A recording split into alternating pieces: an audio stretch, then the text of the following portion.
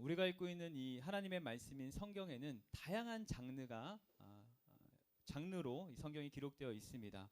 대표적으로 강화체, 또 설화체, 시, 예언 이렇게 네 가지로 크게 구분할 수가 있는데, 강화체라는 것은 논리를 통해서 하나님의 말씀을 전달하는 것이에요. 그러니까 우리가 잘 알고 있는 바울 서신 같이 이런 논리적인 어떤 이야기들을 통해서 하나님의 말씀을 우리에게 전하는 그런 장르가 강화체라고 할 수가 있습니다. 시와 예언은 잘 아시죠? 시편, 하나님을 찬양하는 어떤 가사를 통해서 하나님의 메시지를 우리에게 전달해 주는 것을 이제 시에 해당하는 장르라고 할 수가 있고, 또 예언이라고 할 수가 있는, 구약에는 어떤 선지서, 또 신약에는 요한계시록 같이 예언의 말씀을 통해서 하나님의 뜻을 우리에게 전달해 주는 그런 장르가 이 성경에는 있습니다.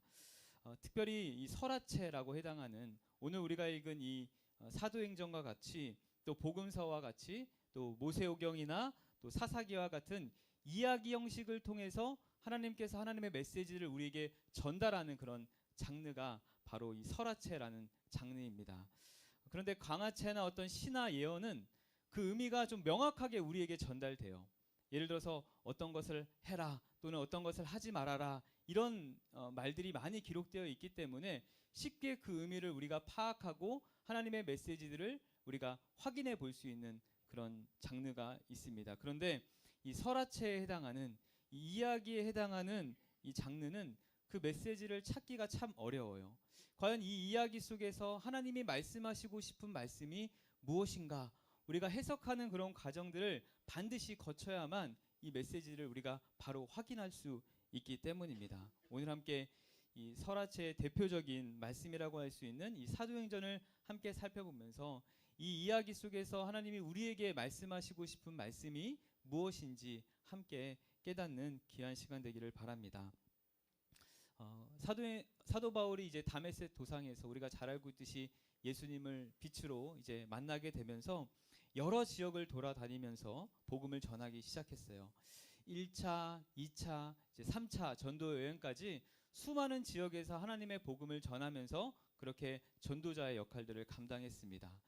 이제 사도 바울이 그의 인생의 마지막이라고 할 수 있는 3차 전도 여행을 이제 떠나면서 마무리되는 그 시점에 에베소 장로님들을 만나게 돼요. 에베소 장로님들을 만나면서 고별 설교를 하는 그런 장면이 사도행전에 나오게 되는데 아주 유명한 말을 하게 됩니다. 사도행전 20장 24절인데요. 제가 읽어드릴게요. 내가 달려갈 길과 주 예수께 받은 사명, 곧 하나님의 은혜의 복음을 증언하는 일을 마치려 하면은 나의 생명조차 조금도 귀한 것으로 여기지 아니하노라.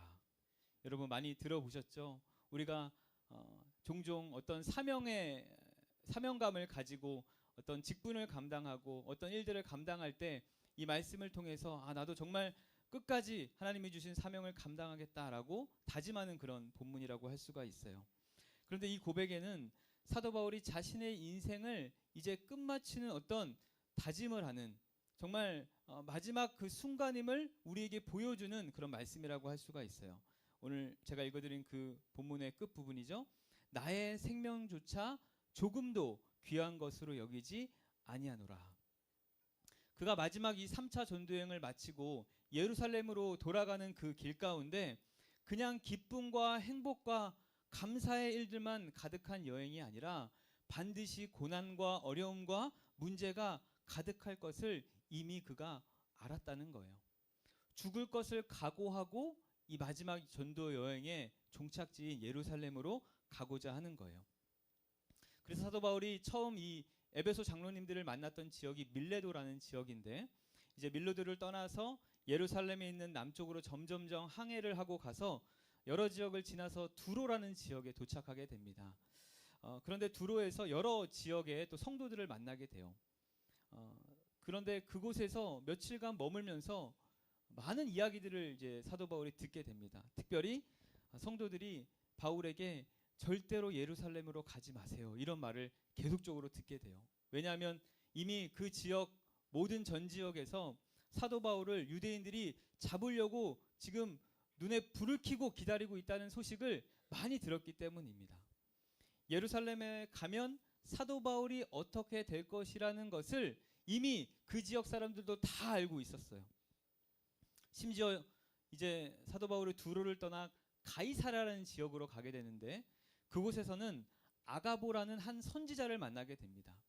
그가 이제 예언하기를 사도 바울 너가 예루살렘으로 가게 되면 반드시 붙잡혀서 이방인들에게 넘겨지게 될 것입니다. 이런 예언을 하게 돼요.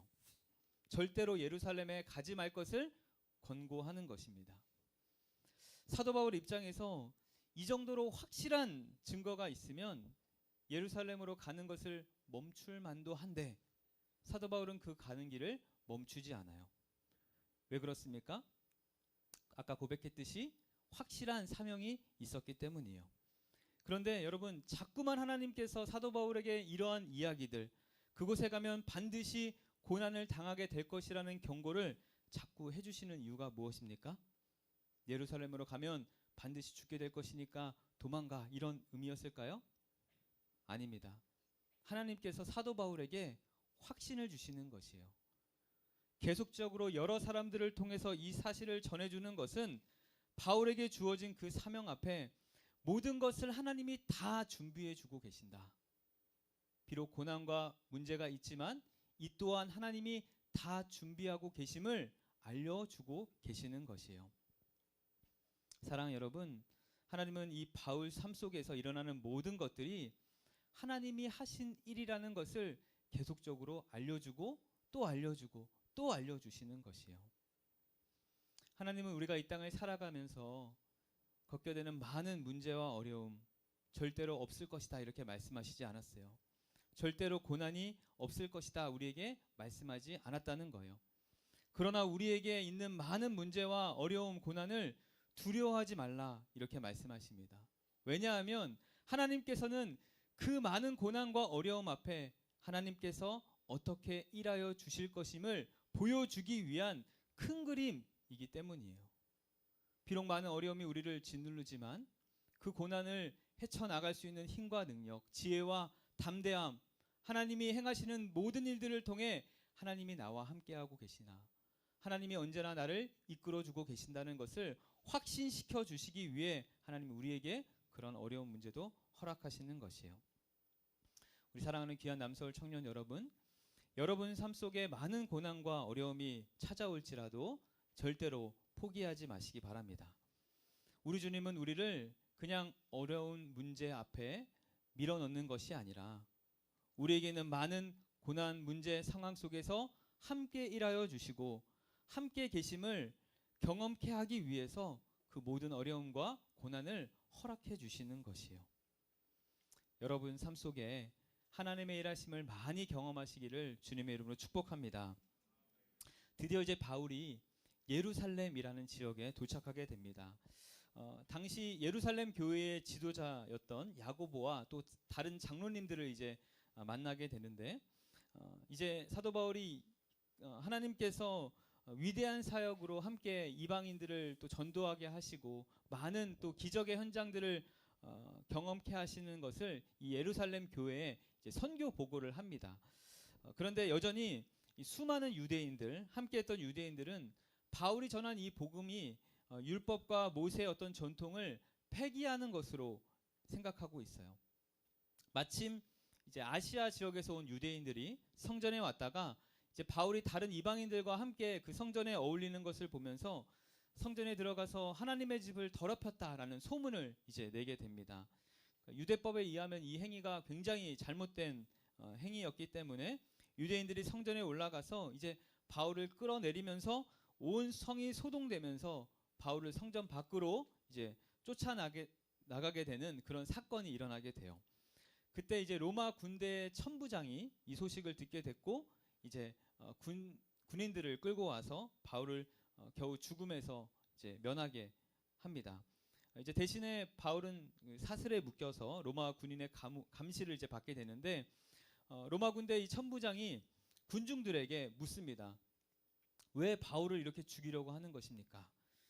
그런데 사람들이 여러저런 이유를 댔지만 천부장은 그 자리에서 그 확실한 이유를 찾을 수가 없어서 이제 일단 바울을 영내로 먼저 데리고 갑니다.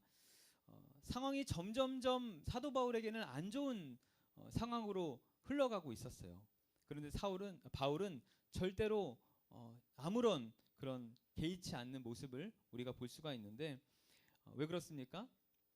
이미 하나님께서 그런 고난을 당하게 될 것임을 많은 사람들을 통해서 알려주셨기 때문이요.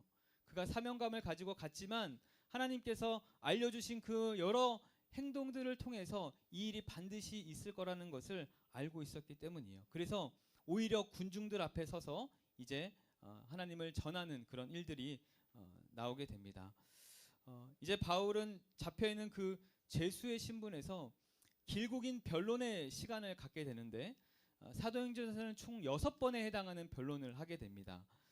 예루살렘 사람들 앞에서 했고 또 사네드림, 또 벨릭스, 베스도, 아그리빠 그리고 로마 황제인 가이사 앞까지 바울은 많은 변론을 하면서 복음을 전하게 돼요. 여러분, 하나님의 방식이 참 놀랍다는 것을 이 사도행전에서 보게 되는데 사도 바울은 비록 죄수의 모습이었지만 여러 변론들을 통해서 복음을 전하는 그런 도구로 귀히 쓰임 받는 것을 우리가 보게 됩니다. 사도 바울에게 있어서 가장 큰 꿈이 무엇이었냐면 예수님을 만나고 그가 하고 싶은 것은 전 지역에서 복음을 전하는 것이었어요. 그런데 갈 때마다 수많은 고난과 어려움이 자꾸 찾아와서 그의 복음을 전하지 못하도록 항상 막았어요. 그런데 바울은 비록 죄수의 몸이었지만 사람들에게 잡혀 있지만 이 일을 통해서도 그가 목표로 삼고 그가 삶의 이유로 삼았던 복음을 전하는 일에 아주 아름답게 쓰임받게 되는 것이에요. 사랑하는 여러분, 하나님께서는 우리를 다양한 방법으로 우리의 삶을 이끌어 가십니다. 이렇게 되면 참 좋을 것 같다. 저렇게 하면 정말 좋을 것 같다. 이렇게 우리가 생각하지만 하나님은 하나님의 방법대로 우리를 가장 선한 길로 인도하여 주시는 것이에요. 내가 생각했을 땐 이렇게 하면 참 좋을 것 같다. 이렇게 하면 더 잘 살 것 같다 라고 생각하지만 우리의 생각과는 전혀 다르게 하나님은 하나님의 방법대로 우리를 아름답게 인도하여 주신다는 것이에요.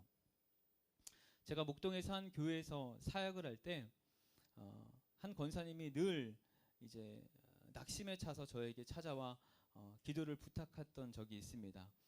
강남 지역도 어떤 교육열로 따지면 정말 어디 가서 손색이 없지만 목동 지역도 사실 교육열은 굉장합니다. 그래서 많은 지역에 이제 학원들이 있는데요. 어릴 적에 아이들이 학원을 정말 수십 개 다니면서 힘든 그런 시간들을 보냅니다. 근데 권사님 자녀가 고등학교 되면서 다른 아이들은 학교 끝나고 학원을 다니면서 열심히 공부하는데 이 아이는 파충류에 빠져서 도마뱀을 사서 키우고 해외에서 희귀종을 데리고 와서 키우고 이래서 그 13단지에 사셨는데 13단지에 도마뱀이 돌아다닌다 막 이런 소문을 들으면서 자기가 굉장히 큰 어려움에 빠졌다 맨날 이러면서 저에게 눈물로 호소를 하는 것입니다. 우리 아들 어떡합니까? 목사님 우리 아들 삶이 망했어요 막 이러면서 저에게 늘 이런 한탄을 하셨어요. 그런데 그 자녀가 코로나를 딱 겪으면서 유튜브에 이 희귀 파충류를 올렸는데 그게 조회수가 갑자기 팍 오르더니 정말 감당할 수 없는 그런 이제 광고비를 이제 받게 되면서 부모님에게 막 아직 20살 이제 간 넘었는데 용돈을 막 팍팍 주시고 해외여행 다녀오시라고 용돈도 주시고 이러면서 정말 삶이 어떻게 되는지 참 하나님의 인도하심은 다양하다. 저에게 오히려 이제 감사하는 그런 고백들을 하셨어요. 참 하나님은 우리의 삶을 다양하게 인도하여 주십니다. 우리가 생각할 때 참 이러면 정말 좋을 것 같고 이렇게 하면 완벽할 것 같다 이렇게 생각하는데 그런 수많은 계획과 계산을 하지만 하나님은 다양한 일들을 통해서 우리를 가장 선하게 인도하여 주시는 것이에요. 우리를 하나님의 자녀로 불러주셨을 때는 반드시 우리를 향한 특별한 계획을 갖고 계신다는 것입니다. 우리 사랑하는 청년 여러분, 내 생각보다 더 크신 그 하나님을 기대하며 살아갈 때 하나님께서 놀라운 방식으로 응답하시고 인도하여 주실 줄 믿습니다. 우리의 삶 속에 그리고 우리가 그리스도인으로 살아가는 이 모든 삶 속에 하나님이 언제나 우리를 향한 신실한 계획을 가지고 인도하여 주고 계심을 전적으로 믿고 살아가는 저와 여러분 되기를 간절히 축복합니다. 이제 처음 예루살렘 사람들 앞에서 사도 바울이 어떻게 자신이 복음을 전하는 전도자가 되었는지 설명하기 시작하는데요. 원래는 유대인으로 길리기아 다소에서 났고 또 가말리엘 문화에서 교육을 받았다 이렇게 이야기하면서 예수님을 전하는 사람을 잡아서 원래는 옥에 가두었던 그런 악한 사람이었다 이렇게 언급합니다. 그런데 바울이 자신이 이제 다메섹 도상에서 예수님을 만나고 나서 180도 바뀌게 되고 이제 복음을 전하는 자가 되었다 이렇게 설명을 합니다. 처음에 군중들이 그 이야기를 들었을 때는 가만히 있다가 예수님의 이야기를 하니까 또다시 이제 혼란을 소동을 일으키는 장면이 나오게 됩니다. 어떤 사람은 옷을 벗어 던지면서 바울을 잡으려고 해요. 그래서 천부장이 어쩔 수 없이 또다시 바울을 영내로 데리고 들어갑니다. 그리고 이제 책찍질을 하면서 왜 군중들이 자꾸 저렇게 소동을 부리는 것이냐라고 묻자 사도 바울이 이렇게 이야기해요. 나는 사실 로마 시민이었다.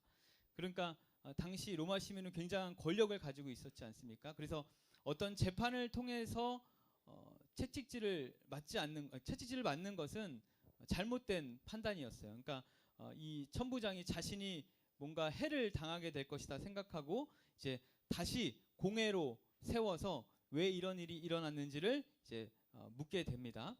그래서 사내드림 공회에서 사도 바울이 두 번째로 이제 변론하는 것이 바로 오늘 우리가 읽은 본문 23장의 가장 초반부에 해당하는 것이에요. 여러분 잘 따라오고 있죠? 네. 아직 본문 들어가지도 않았는데 제가 이번 주에 그 설교한다고 하니까 많은 청년들이 아니요. 처음부터 우리 목사님이 저에게 찾아오더니 목사님 한 가지 부탁드릴 게 있습니다. 그래서 뭐예요? 그랬더니 7월 7일 날 설교 좀 해줄 수 있냐요? 그래서 제가 무슨 날인가요? 그랬더니 이제 본인이 이렇게 아우니치 가니까 목사님 오시면 좋겠다 하는 거예요. 그래서 제가 가면 좀 불편하지 않을까 했더니 우리 청년들이 목사님을 너무 원한다는 겁니다. 그래서 제가 역시 내 인기가 아직 식지 않았구나 이렇게 그런 기쁜 마음으로 생각하고 있었는데 며칠 지나면서 청년들이 자꾸 저에게 목사님 너무 기대가 돼요. 목사님 너무 만나고 싶습니다. 막 이러는 거예요. 그래서 이 의미가 무엇일까 생각해 봤더니 빨리 끝나기를 이제 원해서 아마 저에게 그렇게 했던 것 같아요. 근데 오늘 한번 보시죠. 자, 이제 23장까지 왔어요. 아직 본문 시작도 안 했는데 자, 그래 이제 사내들이 이거 잠깐 올릴 수 있나요? 이게 내려갔는데.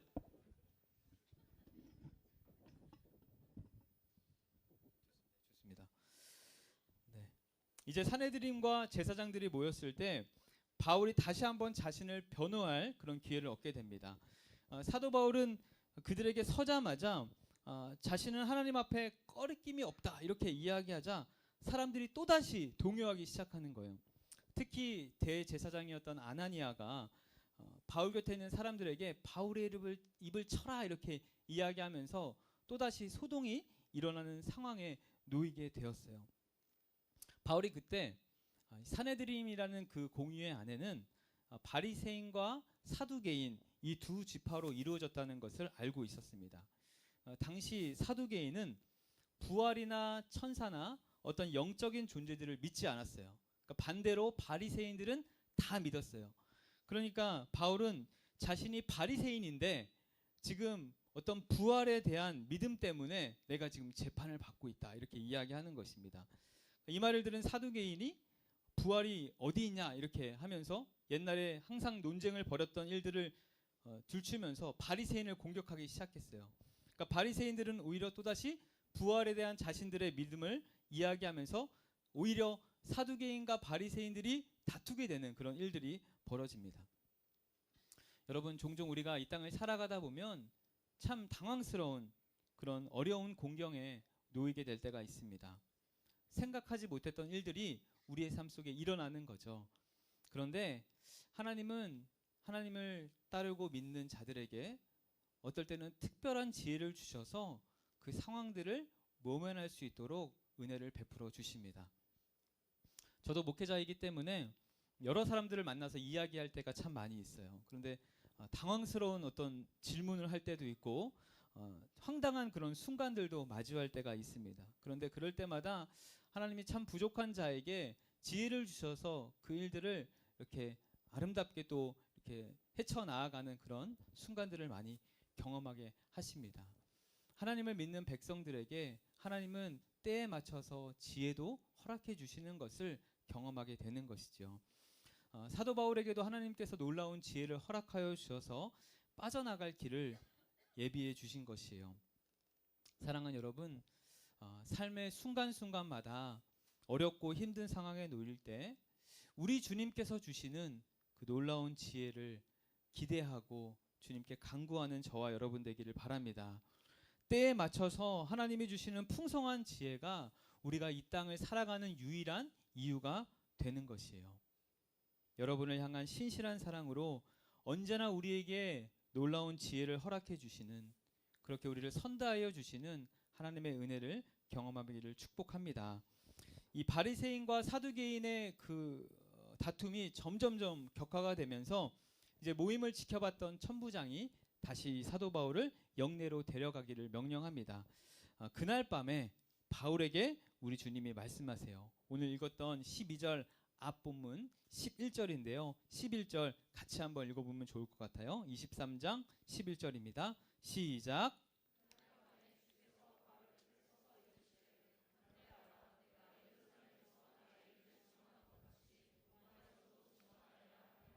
네, 사도 바울은 점점점 다가오는 그런 죽음 앞에 절대로 굽히지 않았어요.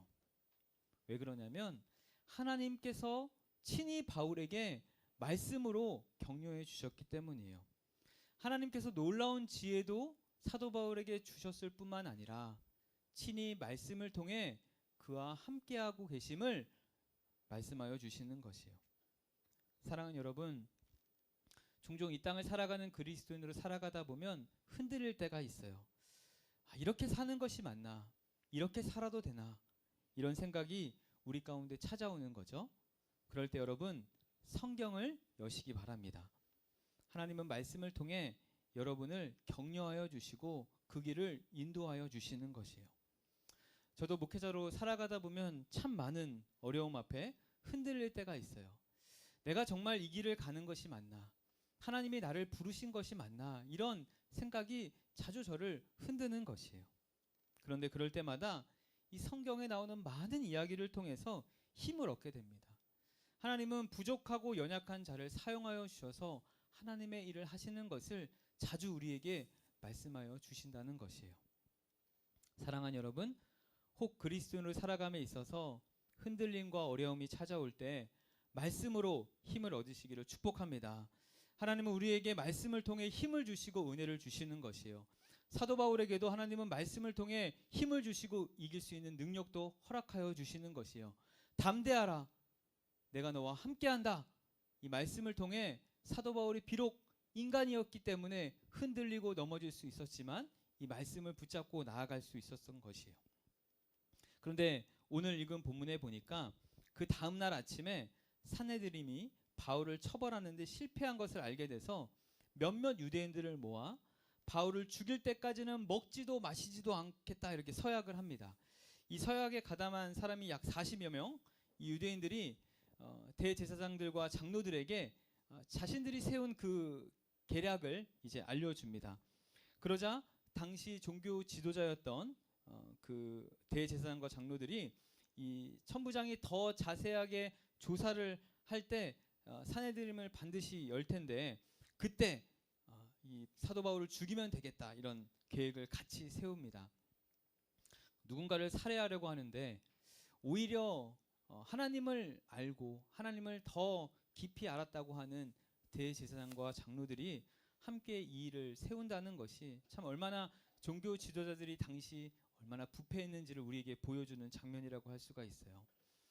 사랑하는 여러분, 세상 사람들은 자신들의 유익을 위해서 누군가를 죽여야 한다 이렇게 생각합니다. 누군가가 죽어야 내가 산다 이렇게 생각하는 것이죠.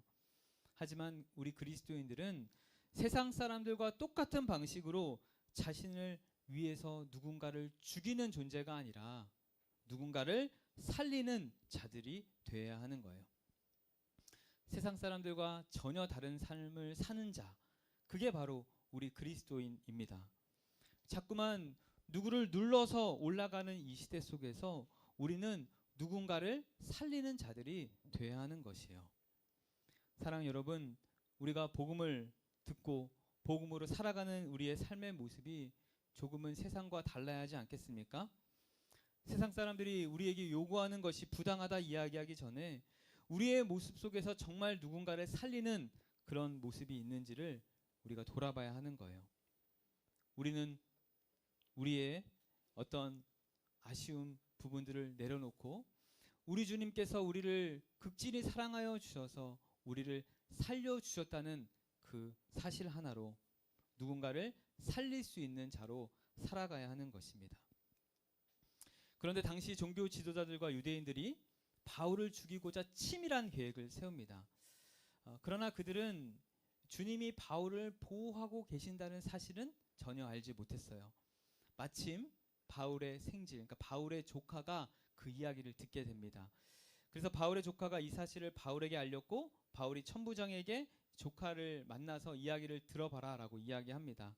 그러니까 바울의 조카 이야기를 다 들은 천부장이 이 계획을 아무에게도 이야기하지 말라 당부하면서 2명의 백부장을 불러서 하는 일이 참 놀랍습니다.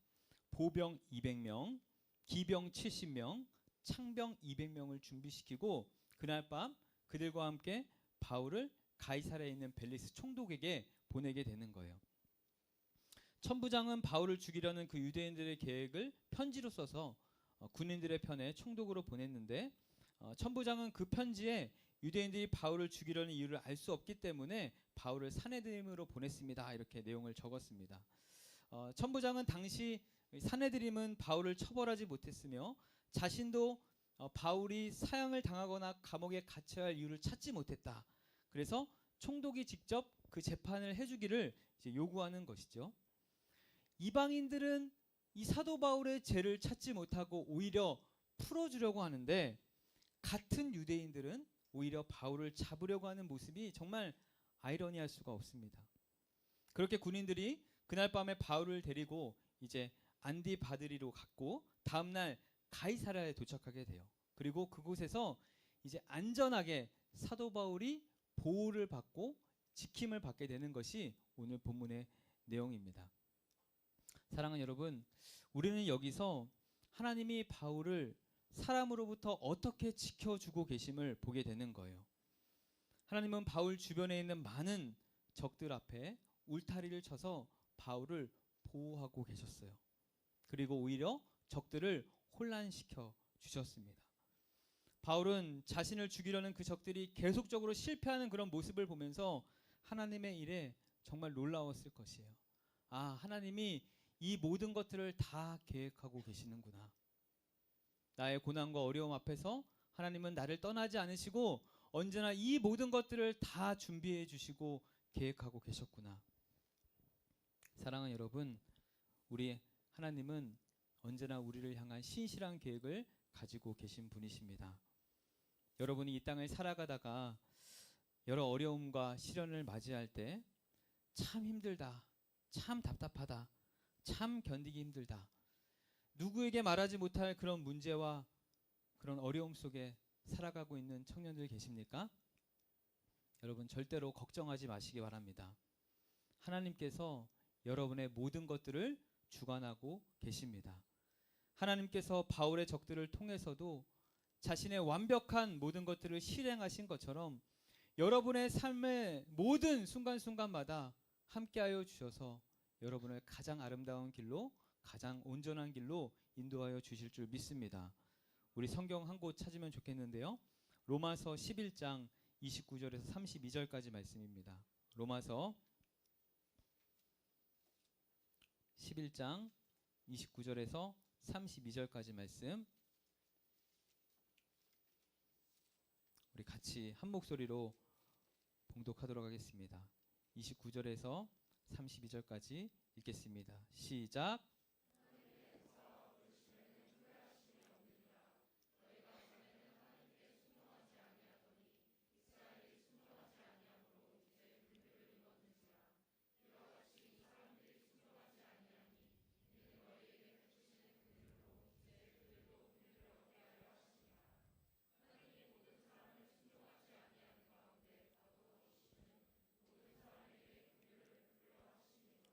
아멘.